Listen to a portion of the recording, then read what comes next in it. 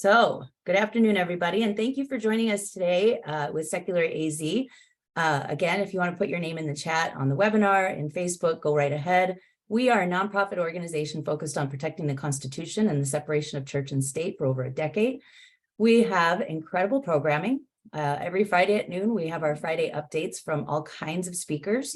And next Friday, we are going to be speaking with Melanie Blow, an incest survivor who will be speaking about ending abuse in the church. And we'll continue our series about abuse happening in some religious organizations with some great speakers. So I hope that you all will support the work that we do at secularaz.org and consider becoming a recurring donor to support this kind of work, the work that we do at the legislature, with school boards, our action alerts, our legal team, etc.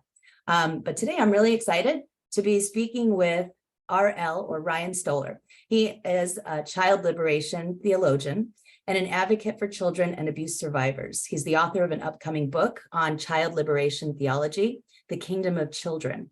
Ryan has an MHS in child protection, and his writing has been featured everywhere from Pathos to Currents Journal to the Center for the Study of Bible and Violence.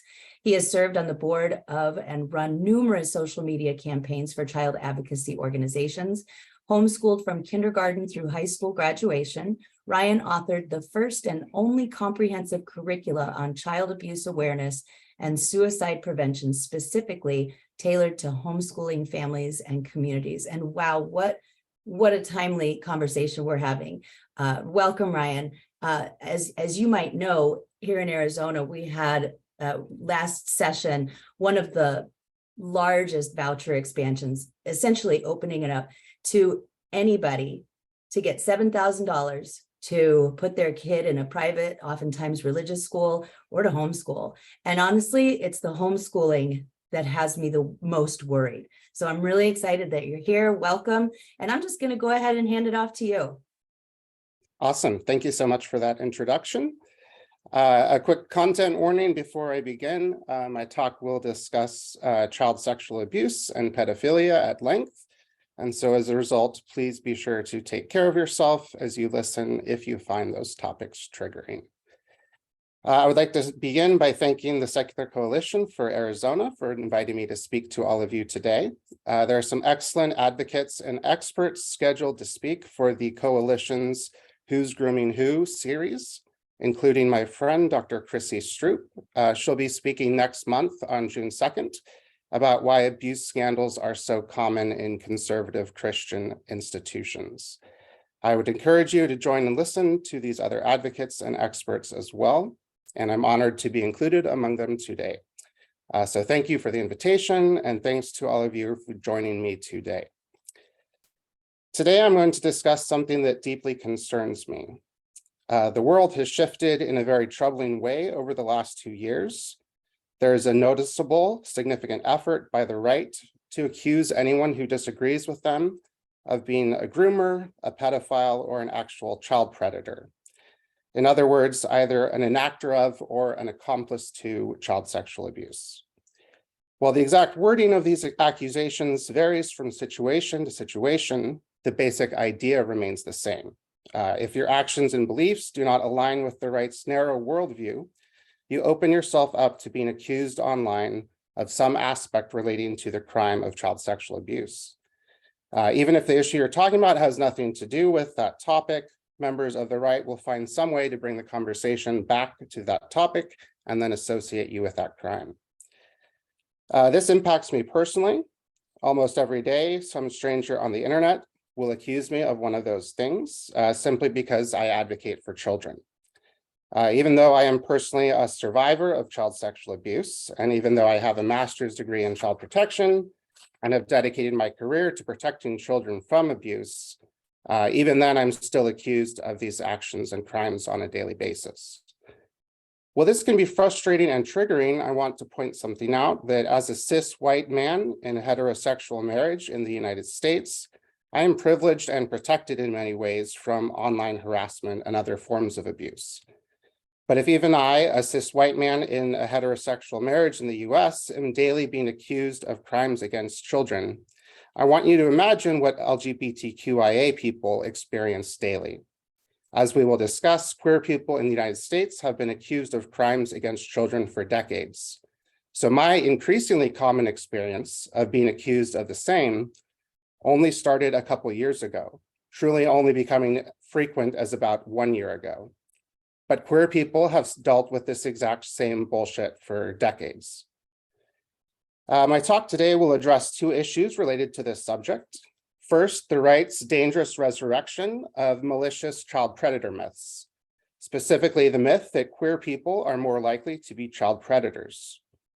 And second, the right's misuse and abuse of child protection vocabulary, especially the words groomer and grooming.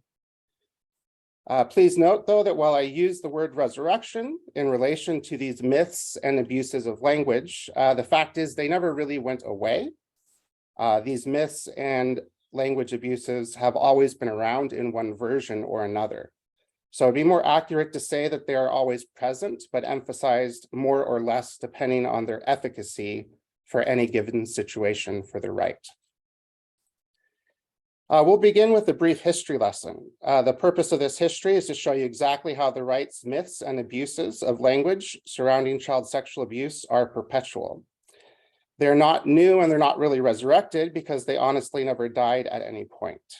What is true, though, is that they have surged significantly in the last 2 years in documented ways that we'll talk about. I think the best way to understand this history is to go backwards. So we're going to start with right now, where words like grooming and pedophile have been both reduced to baseless insults, as well as weaponized against half the country. And we'll work our way backwards to understand how we got to this point. So where are we at right now? I think nothing better encapsulates the present moment than the fact that a member of Congress went on a widely respected national television show and accused half the country of being pedophiles. I'm speaking, of course, of House Representative Marjorie Taylor Greene. Last month on April 2nd, 2023, on 60 Minutes with Leslie Stahl, Greene made the following claims. Democrats are a party of pedophiles. They support grooming children. And Democrats, even Joe Biden, the president himself, supports children being sexualized and having transgender surgeries. Sexualizing children is what pedophiles do to children. While Greene rightly received significant pushback for claiming that Democrats, who make up 46% of the population of the United States, are a party of pedophiles, she did not back down. 4 days after her 60 Minutes interview, she affirmed her belief again that Democrats are a party of grooming and, quote, pro-pedophile politics, unquote.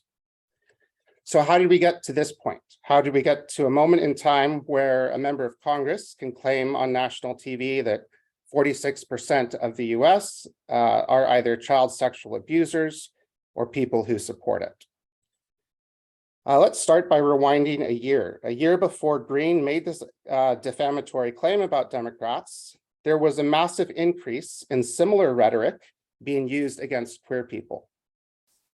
This explosion of anti-queer language became so prevalent that anything and everything could be accused by the right of being either grooming or pedophilic. If it was even somewhat supportive of queer people or queer children. Everything from public schools to Disney became suspect. On March 9th, 2022, for example, Laura Ingraham said on Fox News that public schools are, quote, grooming centers, unquote. And while she said that, she had on-screen text that proclaimed that, quote, liberals are sexually grooming elementary students, unquote. So what happened a year before Greene's claim that caused this massive increase in anti-queer rhetoric? Well, on March 8th, 2022, the state of Florida passed the Don't Say Gay bill, sending it to Governor Ron DeSantis to sign. That bill prohibited public schools from teaching about gender identity or sexual orientation to children in kindergarten through 3rd grade. The month after Florida passed the Don't Say Gay bill, according to the Human Rights Campaign, the average number of tweets per day using slurs like groomer and pedophile in relation to LGBTQ people surged by 406%. 406%. Now, you might wonder, why exactly did the passage of that bill inspire this spike in accusing queer people of being groomers and pedophiles? And the answer is that the right specifically encouraged this association. 4 days before the bill passed, Christina Pushaw, at the time the press secretary for Governor DeSantis, explicitly framed the bill as an anti-grooming bill and went so far as to claim that if you're against the bill, you are probably a groomer. Pushaw thus directly linked education and knowledge on gender identity, sexual orientation, and sexuality with grooming for sexual abuse. And this honestly renders all queer people dangerous simply for existing and being human.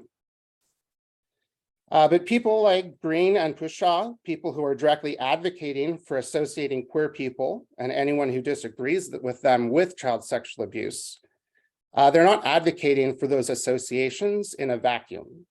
They're carrying on a very long and dark tradition. The right has been doing this for quite a while.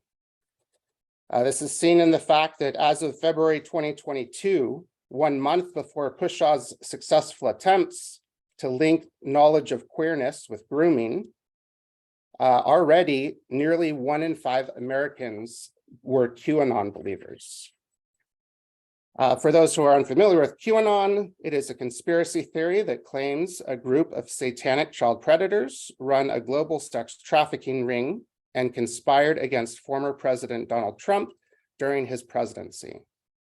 So nearly 1 in 5 Americans, which comes to 41 million Americans, already believed this right-wing conspiracy that accuses Democrats and many others of being child predators, even before Pushaw revived the line of rhetoric. This history of rhetoric just keeps going back. It's not just QAnon conspiracy theorists who believe it. It's also right-wing strategists who understand exactly how they are misusing the rhetoric, but they persist anyways because they know this rhetoric is inflammatory and thus attention-grabbing. An example of this is from August 31st, 2021. Christopher Rufo, a right-wing activist against critical race theory, began counseling conservatives about how to, quote, win the language war, unquote. And one key way of winning that war, Rufo said, was to use the term political predators for describing teachers in the public school system. Rufo went on to say that these teachers and their actions should be called ideological grooming.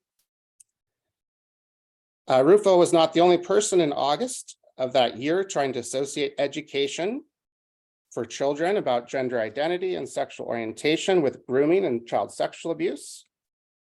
Another proponent of this rhetoric is Live Action. Live Action is an anti-abortion organization founded by an evangelical homeschool alumna, Lila Rose. Rose is now Catholic. On August 5th, 2021, Live Action published an article on their website that claimed Planned Parenthood sexualizes children and grooms them to be future abortion clients. And the reason for this is that Planned Parenthood promotes comprehensive sex education to children. According to Live Action, quote, comprehensive sexuality education is all about grooming children and using it as a marketing tool to lead to abortion, unquote. So that was 2021. Let's rewind a couple of years now back to 2019. We're going to leave the US for a second, and we're going to go to Europe. In December 2019, Irish sitcom creator and anti-transgender activist Graham Linehan was repeatedly confronted online by young transgender activists due to his anti-transgender bigotry. According to Linehan, the young people who confronted him would dismiss his views by saying, "Okay, boomer." This is a phrase popularized by millennials online to respond to angry rants by boomers about kids these days. But Rather than taking the hint, Linehan was inspired to flip the phrase against the young activists by responding with the phrase, "Okay, groomer." And while Linehan was the first person to use the phrase, "Okay, groomer," as a dismissive insult against people disagreeing with him, he was certainly not the last. Other right-wing activists have helped to popularize the phrase. One such activist is conservative atheist James Lindsay. Lindsay actually has taken credit in public for creating the phrase "okay, groomer," despite the fact that Linehan has been using it for several years before that. The history keeps going, so we'll keep following it just for a little bit longer. From 2019, we're going to go back to 2017. This is the year that the QAnon conspiracy theory officially began. QAnon's roots, though, go back to another conspiracy theory popularized during the 2016 US presidential race called Pizzagate. For those unfamiliar with Pizzagate, in March 2016, someone hacked into the personal email account of Hillary Clinton's campaign chair, John Podesta. Pizzagate proponents claim that those emails contain coded messages linking Democrats and a variety of American restaurants with a child sex trafficking ring. One of the restaurants at the center of the ring, allegedly, was a Washington, D.C. pizzeria called Comet Ping Pong. Over the course of 2016, Comet Ping Pong received repeated death threats, culminating in a man from North Carolina traveling to the pizzeria, wielding an assault rifle and firing it 3 times inside the restaurant. Later, the man told police that he read online that Comet Restaurant was harboring child sex slaves and that he wanted to see for himself if they were there. Pizzagate was not the first time, still, though, that the right saw child predators where there are none. This history continues even further. Back in 2012, Lisa Cherry, a leader in the evangelical homeschool movement in which I grew up, published a book titled "Unmask the Predators," co-written with her daughter, Kaylin. The book was not especially popular, but it's important to mention because it kind of reveals the reasoning behind the right's association of non-right-wing people with sexual abuse. Unmask the Predators is supposedly about sexual abuse prevention. It's endorsed by contemporary Christian music legend Michael W. Smith. I know some of you in the audience will be familiar with who that is, so I needed to mention that. Interesting factoid. That book formed the foundation of Lisa Cherry's sexual abuse training for homeschooling families program. As I have detailed elsewhere, the most irresponsible aspect of Unmask the Predators is that Lisa Cherry redefines the meaning of sexual predator in the context of teaching sexual abuse prevention. Cherry starts this from the very beginning of the book on page 2, where she writes the following, and I quote, "Predators are not just the psychiatrically diagnosed pedophiles, the middle school sex education health teacher, the friendly, cohabitating young couple next door that your daughter babysits for, and the clean-cut homosexual teller at your bank who just adopted a baby from Africa, are chipping away at our core values and beliefs, while we naively think our kids are still with us in the Sunday school. Until we unmask the spiritual forces working behind those nice people and dismantle their spiritual weapons, we will continue to lose our children." So in this quotation, we see how Cherry intentionally expands the meaning of what a predator is. Instead of being someone who commits an act of sexual abuse, a predator has now become anyone who is chipping away at core beliefs and values regarding gender and sexuality. So this makes predators out of anyone and everyone that, one, acts in a way that Lisa Cherry believes is sexually immoral, or 2, teaches people sexual morality in a way that she believes is immoral. And of course, this makes most of American culture to be dangerous. And Cherry affirms this, saying that predator forces can attack our children through sexual molesters or through a host of cultural invaders. So far, we've only traveled a short amount of time, obviously, a decade from 2023 back to 2012. It's taken a while because I wanted to highlight this theme of the right twisting and weaponizing child protection ideas and language is neither new nor novel. It's been going on a lot and for a long time, and we're only scratching the surface of this history. I could keep going, and I do want to mention just 3 brief moments further. The first is the Satanic Panic. This is something that began in the 1980s with the publication of the book Michelle Remembers. The Satanic Panic lasted for years, and I mean, honestly, it still persists today. It promoted the idea, much like QAnon and Pizzagate, that there is a global satanic cult engaging in sexual abuse of children. 3 years before the Satanic Panic began, we had the 1977 Save Our Children campaign, created by American singer and anti-gay activist Anita Bryant in Florida. In 1977, 8 years after police violence against queer people in New York City inspired the Stonewall riots, a Florida county approved a law that would outlaw discrimination on the basis of sexual orientation. Bryant, worried that the law would mean that her children would be taught by gay teachers in school, created Save Our Children.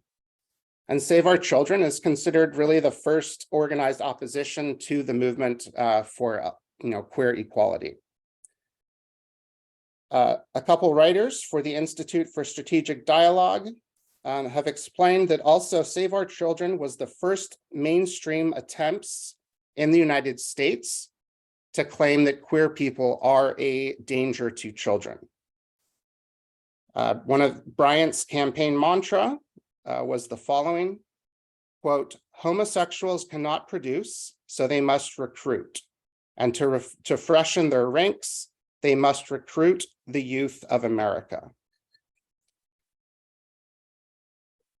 This theme of this conspiracy and child sexual abuse, it does continue further back, and I really want to land on kind of a core origin of this, and that's that in 1902, Russian anti-Jewish propagandists published the Protocols of the Elders of Zion. This manuscript is considered by the US Holocaust Memorial Museum to be the most widely distributed anti-Semitic publication of modern times. And according to genocide scholar Gregory Stanton, the protocols collected myths about a Jewish plot to take over the world that had existed already for hundreds of years. Central to its mythology was the blood libel, which claimed that Jews kidnapped and slaughtered Christian children and drained their blood to mix in the dough for matzahs consumed on Jewish holidays. This manuscript also argued that Jewish people, quote, promote homosexuality and pedophilia, unquote. The protocols were spread wide and far beginning in 1920. That year, American business magnate Henry Ford began publishing a weekly series on the front page of his newspaper called The International Jew, The World's Problems. The weekly series was based on the protocol's false claims. Ford's newspaper series became so popular that it reached Adolf Hitler and personally inspired him. Historical journalist Becky Little notes that Hitler was a fan of Ford's anti-Semitic writing, mentioning the car maker by name in his own 1925 anti-Jewish manifesto, Mein Kampf. We could talk about other historical moments like this, stretching back centuries, but I do have other things to talk to you today as well. So I will close this historical review with this thought. This history demonstrates that the right's equivocation between education on and knowledge of gender and sexuality on the one hand, and grooming and child sexual abuse on the other hand, is not a fringe belief or rare rhetorical flourish. It is a widespread, deeply rooted, and intentional practice. This co-opting and weaponizing of child protection vocabulary in order to attack marginalized people groups is not an aberration. It is normative. And most normative is the myth of the queer child predator, to which I will turn to next. The idea that LGBTQIA people are more likely to be child predators compared to other people is a myth. It is untrue. We know it is untrue because of at least 3 facts. First, most child predators are fixated on children as their sexual orientation. Most child predators are not fixated on the gender of their victims. Second, the average child molester is not a queer person. Rather, the average child molester is a religious adult male in a heterosexual marriage.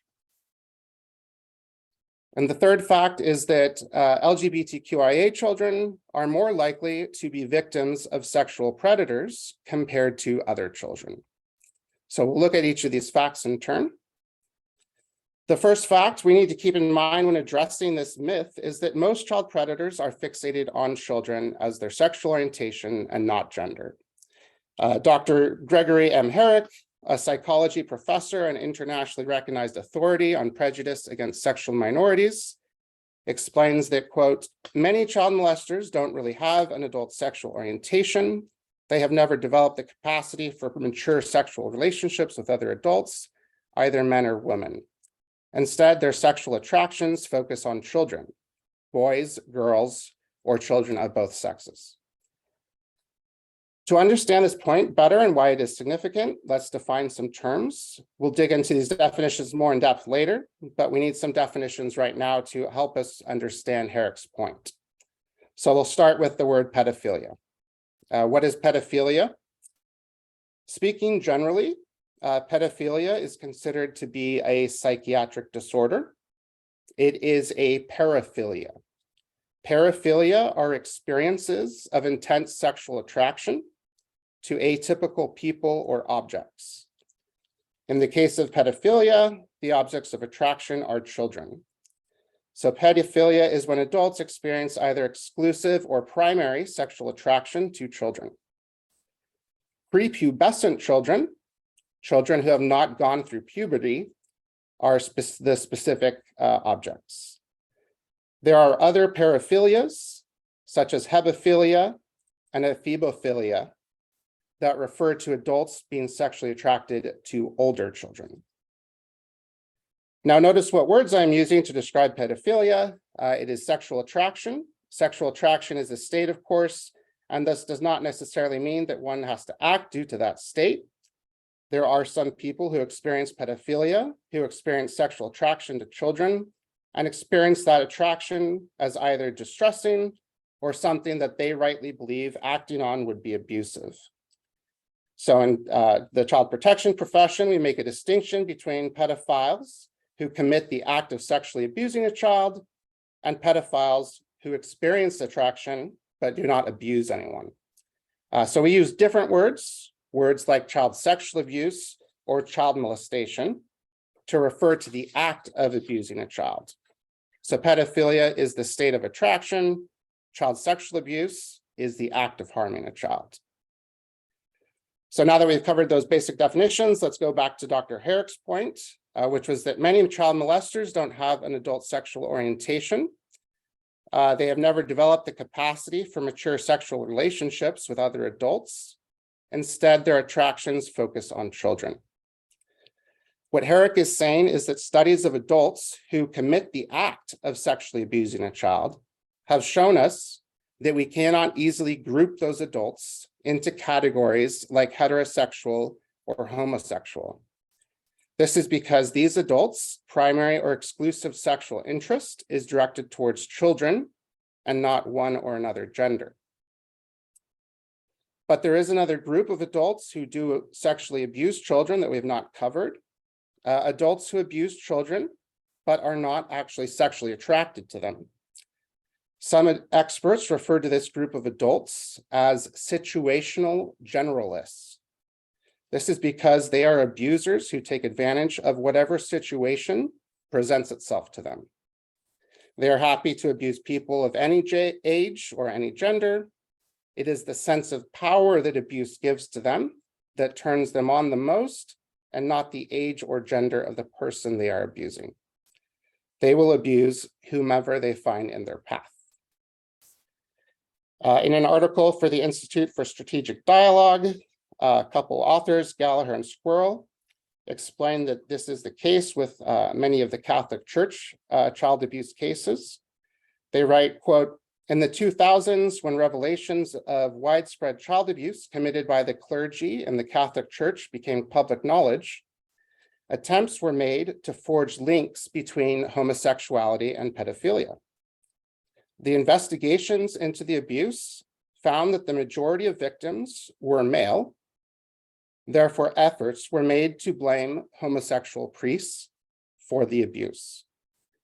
In fact, many of the abusive priests were found to be situational generalists who chose their victims based on who they had access to. Research has consistently found no link between homosexuality and child sexual abuse," unquote. Research verifies this. Research on the causes and context of abuse by Catholic priests in the United States from 1950 to 2010 found that 72.3% of Catholic priests who abuse children are situational generalists and do not consider themselves homosexual. Even among priests who sexually abuse boys exclusively, the National Research Council found decades ago that molesters of boys do not report sexual interest in adult men. If LGBTQIA people are not more likely than other people to sexually abuse children, who is? What people group makes up the most cases of child sexual abuse? If you said a man with big glasses, a mustache, a windowless cargo van, and a bowl of candy, you would be onto something, but you would not be onto the truth about child predators. What you would be onto is another very common myth in our society, and that's the myth of stranger danger.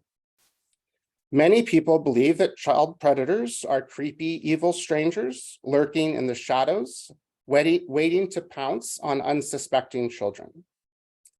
But most children are not abused by strangers. Most children are abused by people they know. In fact, the Southern Poverty Law Center notes that 90% of child molesters target children in their own network of family and friends. Child protection expert Boz Chivijan puts this another way. He says, quote, "Most children are not sexually victimized by strangers. One study found that only 10% of child molesters molest children they don't know. We must come to terms with the heartbreaking reality that those who pose the greatest risk to our children are within our own families, churches, and circle of friends," unquote. So the average child molester is neither a queer person nor a stranger. These are myths and stereotypes. So who then is the average child predator? Child predators, it turns out, resemble the average American male in outward characteristics. As the Child Molestation Research and Prevention Institute says, we know that child molesters are equally married, educated, employed, and religious as any other Americans. In other words, the average child predator is a religious adult male in a heterosexual marriage. Anywhere from 80 to 96% of child predators identify in their public lives as heterosexual. Additionally, it's important to realize that child predators specifically highlight church or other forms of faith communities as preferred places to find victims. As one predator said, church people are easy to fool. They have a trust that comes from being Christians. This sentiment is particularly terrifying when you realize that over 90% of child predators describe themselves as religious. The final fact that we must consider in response to the myth of the queer child predator is that LGBTQIA children are actually more likely to be victims of sexual predators compared to other children. As I explained in my article for Religion Dispatches that inspired this talk, queer children experience sexual abuse at a rate 3.8 times the rate of other children. This is why this myth is especially malicious. It turns the people most in need of help and support into the enemy, into people to whom we would never lend help and support. And this is ultimately the goal of this anti-queer language associating queer people with child sexual abuse, to extinguish every lifeline of support to them and to chase them out of and eradicate them from public life. This is why this anti-queer language is rightly called genocidal. We've seen now how the right has employed the myth of the queer child predator, but the right does go even further than that, and that's the second issue I want to address today. The second issue I would like to address is the right's misuse and abuse of child protection vocabulary.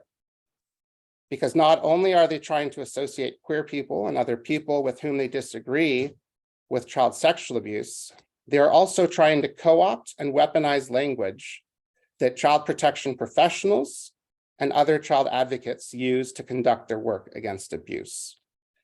This is seen most prominently in how members of the right have appropriated words like groomer and grooming.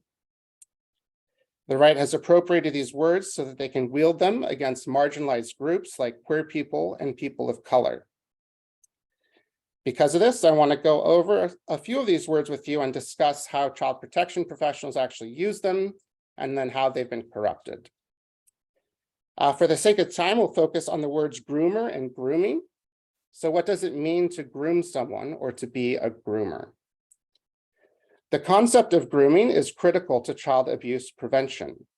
We child protection professionals spend significant time and energy helping communities understand what exactly it is, how to recognize it, and best practices for responding to it. Put simply, grooming is the process by which sexual predators manipulate and entrap their victims and victims' communities for the purpose of sexual abuse. We use the word grooming in the child protection profession to help communities and their members identify the techniques and tricks of molesters. So we create lists of warning signs and behavioral indicators so that communities can know when a dangerous or tricky person is in their midst. So being able to actually identify grooming is a key tool for proactively preventing or protecting children from sexual predators. How has the right been corrupting this word? Today, I have seen the right apply the words to just about anything and everything, from sex education to theology. The right has essentially redefined grooming to mean something along the lines of indoctrination. When non-right adults teach children not only about gender and sexuality, but also political and religious lessons with which the right disagrees, that is grooming in the minds of the right. Some members of the right have gone so far as to develop something they call, quote, critical grooming theory, to mirror and satirize critical race theory. Critical grooming theory argues that all progressives are groomers who benefit politically from harm done to children.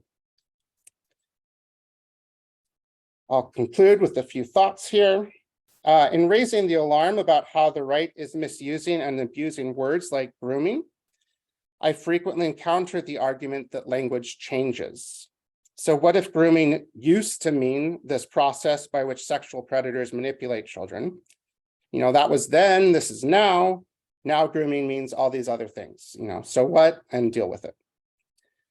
The problem here is that this ignores how vital it is to have clear, understandable language with which to express one's experience of child sexual abuse.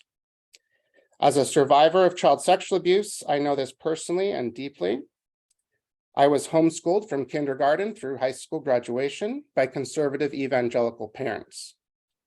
While my parents did not personally abuse me, they avoided sex education like it was evil and contagious.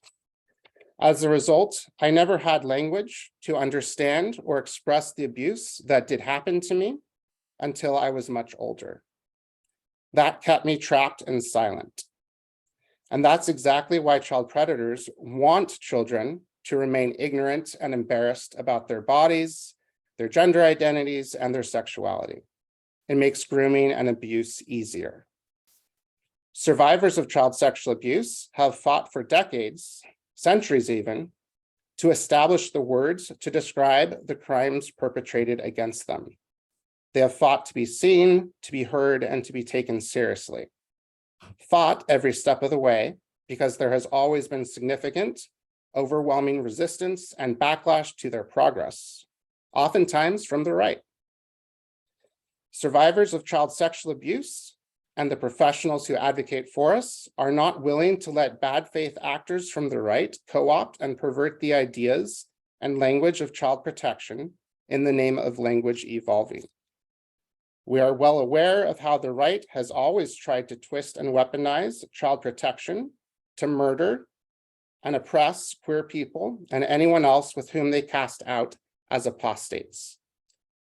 Queer people and queer children are fellow survivors, and we will not abandon them to the right's genocidal savagery.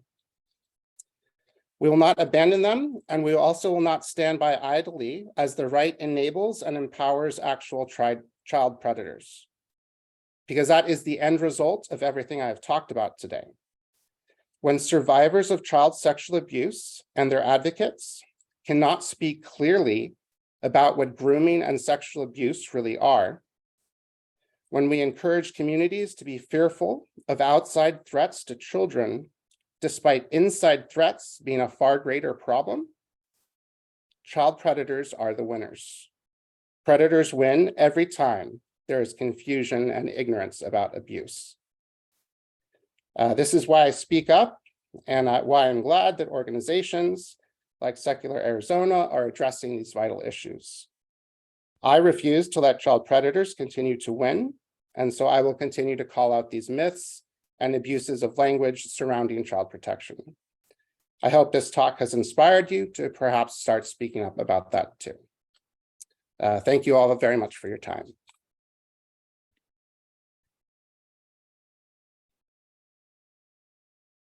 There we go. I thought I clicked the unmute button, but I didn't. Yeah, it's a lot to track this stuff on a regular basis. And the fact that it has been coming up more and more. I mean, I ran for state senate in 2022. I was called a groomer. I was called a pedophile. And I was also a victim of abuse when I was younger. And so it's really triggering for people who, I was a teacher. I taught middle school and high school. And, to have that word thrown about so casually, when I truly just loved my students and, just want to see them be successful and safe. And it's just such a hurtful thing to do. And it's happening so much that I think for those of us who have survived abuse, we get triggered on a regular basis right now. Mm-hmm. This is very true. And there's some things that you said too that I feel like it's just so plain that anybody with eyes should be able to see all of these connections, right? Not allowing comprehensive sex ed in schools, even though every single study that's ever been done shows that the outcomes for kids improve, whether it's, reducing the amount of unwanted pregnancies or STIs, or just giving kids vocabulary to be able to call out the abuse. I read a Twitter post by somebody yesterday who talked about having CSE when they were in middle school and how it was traumatizing for them, but only because they watched as a couple of their friends were like, oh crap, what my Oh, uncle yeah. did to, you know what I mean? That was the I saw that traumatizing. thread too. Yeah. That was intense. So CSE book bans, right? Not allowing children to learn about their bodies. Vouchers in Arizona, which give people carte blanche to do whatever they want to without any accountability, without any committees to approve curriculum or anything. No fingerprint clearance cards here in Arizona for the private schools that I'm now paying for. The employees of public schools have to have a background check with fingerprint clearance cards, but not in religious schools or private schools or homeschools. Homeschooling, yeah. Here in Arizona, as with other states, clergy don't have to report child sexual abuse. There was just a big thing about that within the Mormon church. And then, of course, purity culture and teaching kids to be fearful and ashamed of their bodies, you know, and that boys can't control themselves. And, you know, they're also connected. How do people just not see this? It's a great question. I wish I had an answer to that. And Jude says, oh, Jeannie, facts and data just can't compete with a juicy conspiracy theory. It's true. And I did see some questions up here. Let me see if I can go back and find them. There's a lot of comments. And you know, one thing that I love about atheists, agnostics, and humanists, boy, do they know their Bible. People are in here talking about various Bible studies or Bible stories. I wasn't raised in a religious home, thank goodness. So I don't know a lot of the stories as well as y'all do, but you know, you all know your Bible stories. Let's see. I know I saw a question here. And if you do have questions, go ahead and put them in the chat. I mean, I guess we already asked this one. Is it hopeless to think we can ever end this garbage? What do you think, Ryan? I don't think it's hopeless. I think, you know, we have to, I think it's kind of hopeless to try to like help those, like make those people see the facts, just the basics about some of the things we're talking about. I think that a lot of people want to believe what they're believing, and that's why they're holding on so strongly to it. But I do think that, you know, there are those folks that aren't the true believers per se that can be peeled off.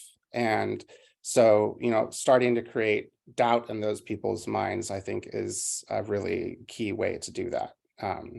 You know, keep mentioning those studies, keep mentioning the questions, you know, plant the seed that's going to grow later. So you won't see immediate results, but, you know, that's honestly the best I have. I mean, this is very difficult work in that you don't often see the results. But I also know that it does make a difference. I know that there are people out there that are watching and are seeing, you know, people stand up and say, you know, this is not right, this is not true, this is wrong, this is hurtful, this is abusive. And when you see one person do that, you know, that gives everyone else a little bit more courage and hope. Well, and Annika said early in the chat too, you know, you're not gonna sway somebody who's in a Baptist cult, right? But if you have a neighbor who's maybe not political or whatever, and you have conversations about it and really drop those facts, then that's going to be better time spent, I guess. John says, this is another classic example of the big lie theory of propaganda perfected by Joseph Goebbels and adopted by Donald Trump, who noted that if you tell a lie big enough and long enough, people will believe it. Thanks to Ryan. Lots of thanks to you. Every single study, facts, and okay, let's see. Yeah, this is a good point. Kristen says the right gains traction in part because they hit the emotional aspects hard once someone is emotionally hooked. Studies be damned. It's true. I mean, you can post anything on any social media platform and people will believe it. So okay, the question really is, how do we share these facts with people who don't want to believe them? And again, I think we kind of covered this, you know, you're never going to get through to those Moms for Liberty who are showing up at the Peoria Unified School Board meeting. They're never going to hear you. In fact, when I spoke and delivered some facts and data about child sexual abuse, one woman actually stood up and turned around on me, you know.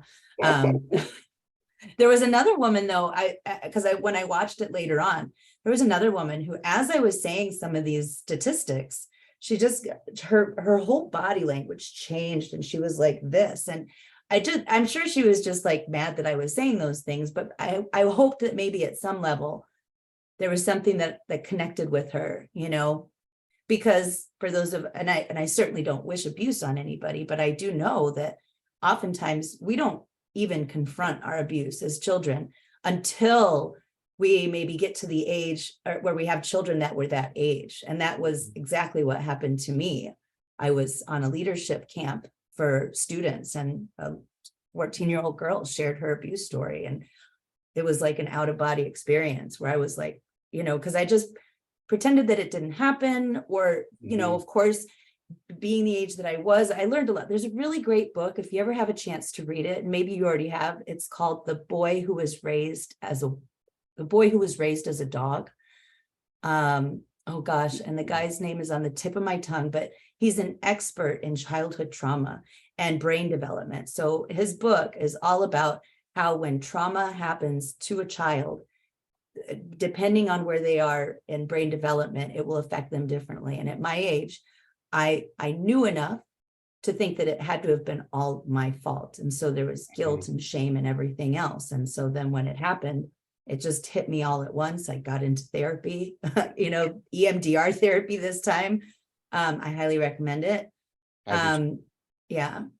So let's see, how do we share these facts? Okay. How do we take back the words that are critical in describing child sexual abuse? I don't know if you can answer that one either, Ryan. That's a difficult one. I mean, I've seen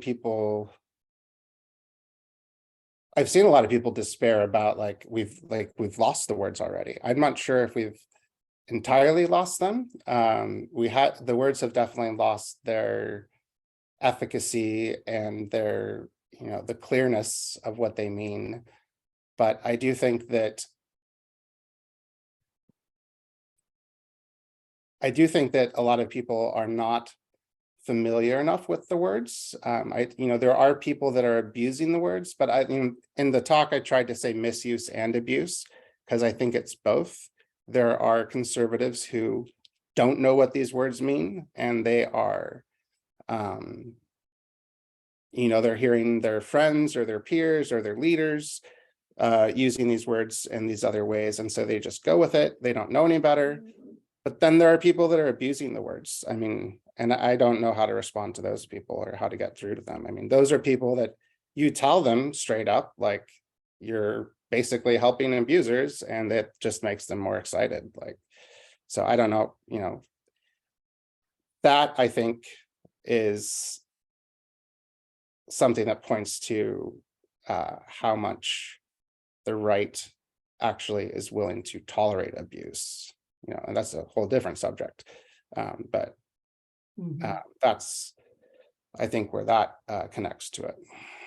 Here's another question from Jude, and I don't know if she's talking about from your personal experience or in your experience of dealing with children who've been abused. How do parents of children who've been abused by trusted clergy react when the news comes out? I'm not clear on the question. Is that how should they respond, or how have I seen them respond? I guess how both, we know how they should respond, right? Yeah. But what do you typically see, I guess? I mean, what you typically see is, if it's going to be abuse in a church and it's been, perpetrated by a leader, you're going to have the rest of the leadership encourage the parents not to report it. If it's, I really only see this in cases where it is an adult man abusing a girl. What you might often see is that the church forces the girl to apologize. Like, they will portray the abuse as being something that was, either mutual or actually even entirely the girl's fault. Maybe she was, playing the temptress or something. And so they will make the victim actually stand up in front of church and like admit their sin of seducing their pastor and make them apologize for it. I mean, it sounds horrific, but there's so many stories about that happening over and over again. I think that a lot of churches think that, abuse should be handled in-house. It should not be reported to authorities. That's, there's a Bible verse in Matthew 25 that talks about like how you're supposed to address your brother in Christ or sister in Christ who harms you. And it, says you should go first to the person that harmed you and talk to them personally. And then you should, bring friends. And it's this little process. And people think that that's supposed to apply to abuse, which it doesn't. I mean, that's, abuse is a crime, like murder. Like these churches don't do the same thing with murder. Like if someone killed someone in the church, they wouldn't be like, just go talk it out, don't report it to the police. But for some reason, when it comes to sexual crimes, they think it should be handled in-house and think that this Bible verse applies. So. Yeah, it's always the woman's fault in the Bible.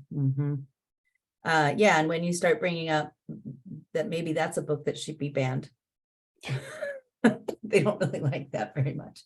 I know. I think I saw someone was attempting that. I was like, that's a good one. So, I want you to think first about, like if you can give us some hope here, because sometimes these Friday discussions, we feel a little bit hopeless. Oh, let's see, Bisbee LDS sex abuse case, kids were abused for 70+ years by the father, and multiple bishops and church workers knew about it. Yep.